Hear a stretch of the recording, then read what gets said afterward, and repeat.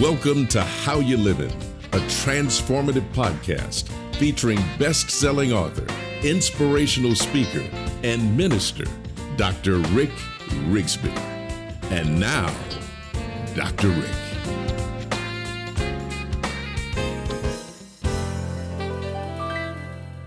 Hello, friends. I am so glad to be with you today. I want to discuss something that is near and dear to my heart. As a matter of fact, I've been thinking about this topic for 3 decades, been writing about it, been speaking about it for 30 years. The topic, making an impact every single day. And actually, I think this topic is more timely today than it was 3 decades ago. Now, why is making an impact so important? Every time we grow ourselves, we create a greater opportunity to help those around us. We literally make our communities stronger. We make our homes better. We do everything we can to encourage and empower and uplift other people by simply being our best. That's what I mean when I talk about making an impact, not just an impression, but an impact. It's timely today because the shallow superficiality that drapes our society is bathed in this kind of culture of self-gratification. Entertainment has become priority. Learning has become obsolete. Have y'all noticed that we don't tend to think as much anymore? Concentration is decreasing, but don't worry, screen time is increasing.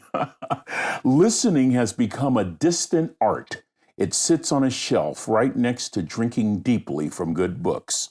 Distractions have become the norm, and it doesn't seem anymore that there's much of a demand to move beyond the click of a computer button. In essence, we're invited to live a lifestyle very different from our parents and our grandparents, a lifestyle offering little effort but promising massive results, a lifestyle that values brands and styles and status, a lifestyle above all that says we'd rather look good than be good.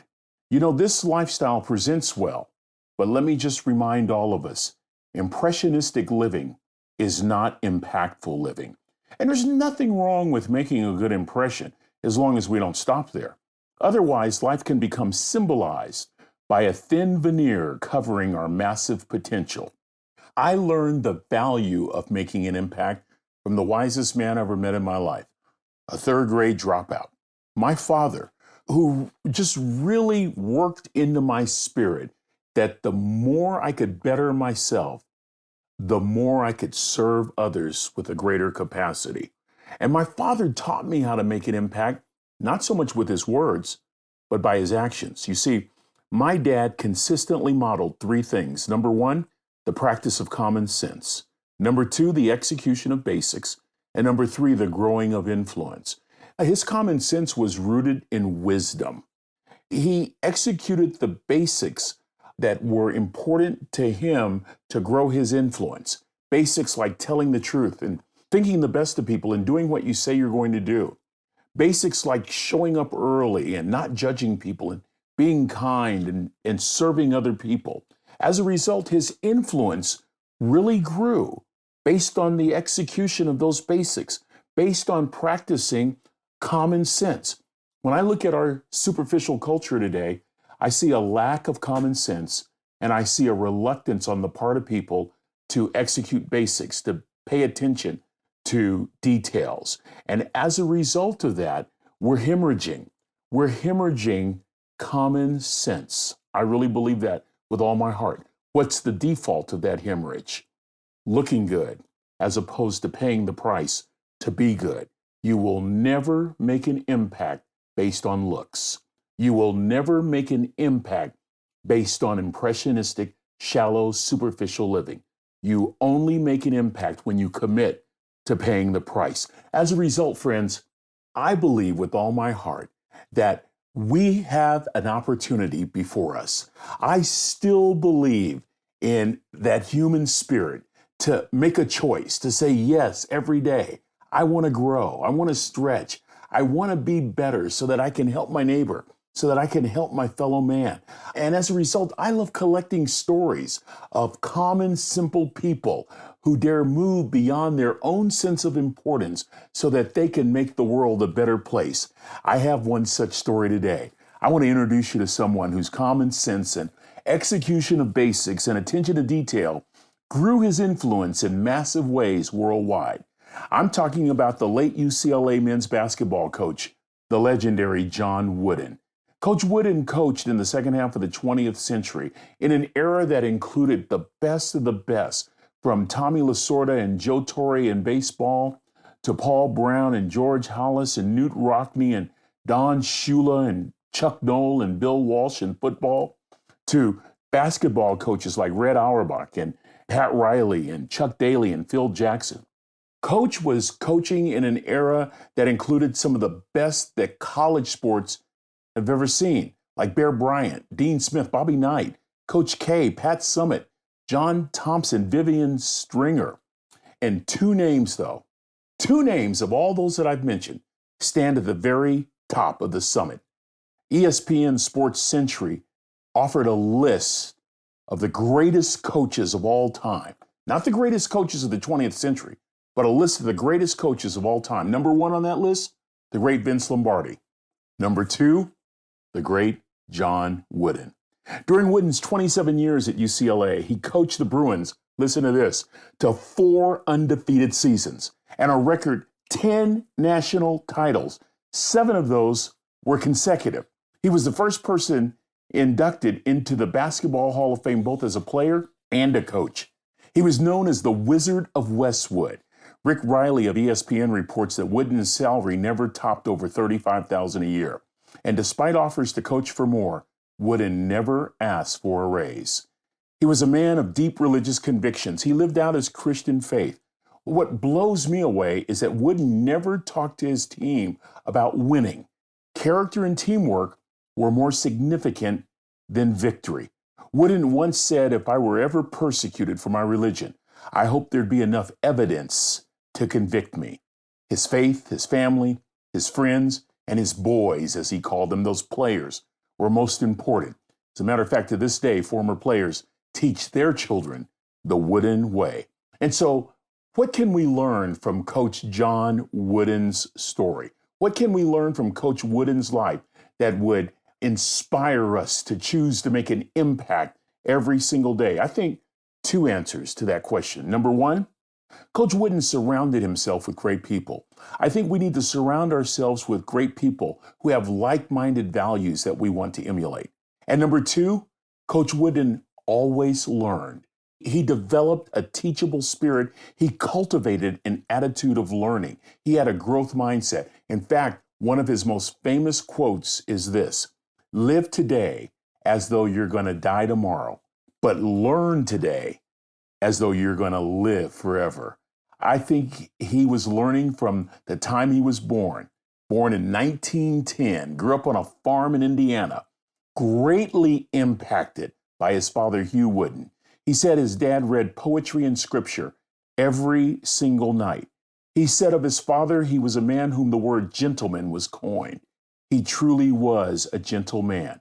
Coach Wooden said we didn't have much in terms of possessions. And when I graduated from grade school, he gave me a card containing a creed of 7 points. Friends, Coach Wooden would keep this card in his wallet from grade school for the rest of his 99 years on the face of this earth. Here's the creed of 7 points. Be true to yourself. Make each day your masterpiece. Help others. Make friendship a fine art. Build a shelter against a rainy day. Drink deeply from good books, especially the Bible. Every day and every evening, pray for guidance and give thanks for your blessings. In high school, John was a good student. He was called John Bob back then. He was particularly a good student when it came to English. He loved writing poetry, and he was a heck of a basketball player. He was on his high school basketball team, but he was very shy. In the summers, he'd work on a farm, and it was one day working in the field when he caught the attention of a city girl. Nellie Riley was taking a drive with her girlfriends. She spots this guy working in the field, and John noticed her too. Nellie was beautiful, but John ignored the fact that she kept motioning him over to the car. Not only was young John shy, but on this particular day, he was dirty, sweaty. He had on overalls and he was plowing a field. When school started up again, young Nellie found John and said, "Why didn't you come over when I was motioning for you?" John replied, "I was dirty. I was smelly. I had on overalls. I didn't want to meet you because I was ashamed." Nellie's response, "John Bob, I will never be ashamed of you." John knew at that moment this was the girl for him. John's high school, though, especially the head basketball coach, had other thoughts. For you see, for players on that team, there was no dating. Players had to be home by 8 o'clock. But Nellie was not going to be outfoxed. She joined the pep band, which meant that she could be at every single game. And before each game, he'd turn to the stands, he'd wink at Nellie, and Nellie would give him the okay sign right back. Friends, this began a pregame ritual that lasted a half century. John goes on to Purdue University. It's classes, it's basketball, and it's work. He's not on a scholarship. He has to wait tables to earn his meals. He has to participate in a series of jobs to earn his keep. But somehow, John Wooden managed to become a 3-time All-American, to win a national championship with Purdue in 1932, to receive the Big Ten Academic Award. It was amazing to look at his work ethic and how that work ethic carried him. The focus, though, was never on winning. I think looking at his life, it was the result of something that happened in high school. In high school, John's team had won a state championship, and they were on the verge of winning a second. But John missed the free throw. And I really believe that it was through his disappointment that he had to come to realize that there had to be more to success than winning. This started him on a quest. And at this juncture, it's 1932, and John and Nellie get married, and they begin the coaching carousel. Dayton, Kentucky, South Bend, Indiana. He was always an athletic director, English teacher, and of course, a basketball coach. He said, "Something impacted me that I read early on." Listen to this, friends. "No written word, no oral plea can teach our youth what they should be, nor all the books on all the shelves. It's what the teachers are themselves." He said that stayed with him and was centered to his teaching philosophy all his life. He has a stint during World War II, and following World War II, he returns back to coaching and gets a job at Indiana State Teachers College, his first college job. This would be in 1946. And in that first year, Indiana played well enough to get an invitation to the NAIB tournament. But Wooden said no to the invitation. Why? Clarence Walker was one of Wooden's players. Clarence was black. And the only way they could attend the tournament would be if Wooden chose not to bring Clarence.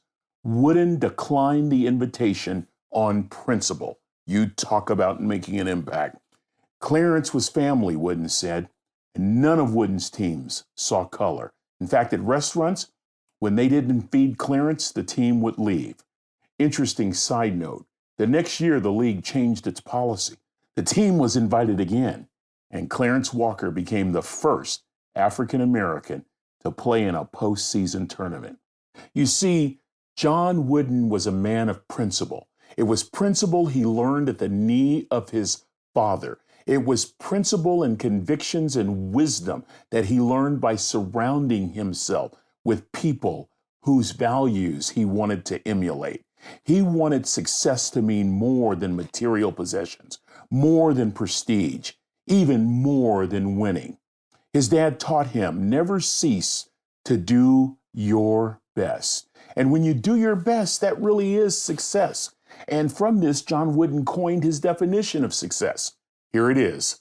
Peace of mind attained only through self-satisfaction in knowing you've made the effort to do the best which you're capable. From this definition comes a visual illustration. It's Wooden's famous pyramid of success. Coach Wooden's success at Indiana State caught the attention of many schools, including Minnesota and UCLA. All the Woodens wanted to go to Minnesota. It was in the Midwest. They would love Minnesota. But something happened. There was a snowstorm in Minnesota, and it delayed the phone call that would offer John the job. He never got the call. So he told UCLA yes, and they came west, and the rest is history. That was the summer of 1948. What did he do?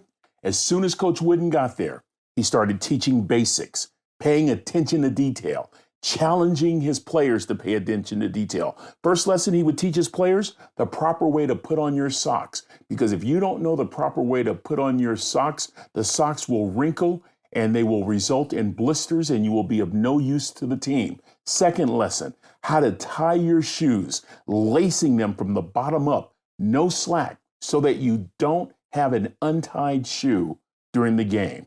Practice was intense, focused, competitive, and fun. Finally, after nearly 3 decades at UCLA, including 10 national championships, the 10th, his final game, John Wooden retired in 1975 at the age of 65. Following their 50th wedding anniversary, Nellie got sick, and she would eventually pass away of pancreatic cancer, March 21st, 1985. March 21st, 1985. Coach Wooden was devastated. Nellie was the love of his life. And for the next 2 decades, on the 21st of every month, Coach Wooden wrote a love letter to his dear Nell and placed it on her side of the bed. Now, every year brought new honors to Coach Wooden, and he always accepted them graciously. He once said, "Talent is God-given. Be humble. Fame is man-given. Be thankful. Conceit is self-given. Be careful." John Robert Wooden died June 4th, 2010. He was 99 years old. At the memorial, through their tears, players offered wonderful, amazing, meaningful, impactful tributes, and even a couple Wooden maxims like, be quick, but don't hurry. Never mistake activity for achievement. Discipline yourself, and others won't need to. Be more concerned with character than reputation. Character is who you are. Reputation is what people think you are. Every tribute spoke of impact. Every word describing Wooden included kindness, gentleness, honesty, wisdom, humility, fun. He was a man of faith. Here's the blueprint, friends, for impact, according to John Wooden's life.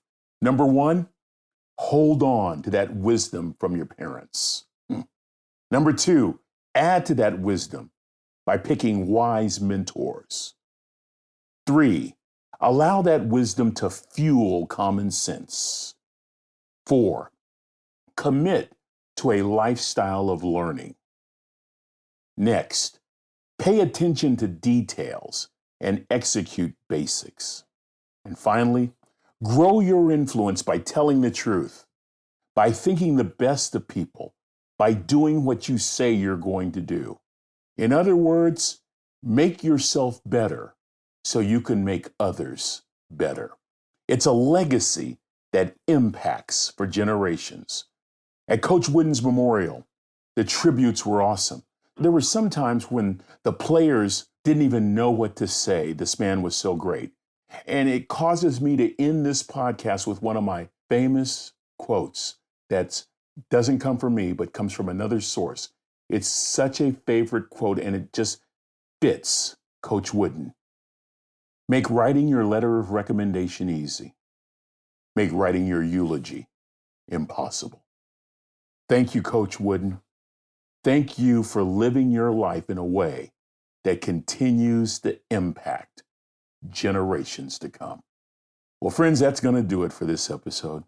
I hope that you've been inspired by Coach Wooden's story. I hope that you've been uplifted.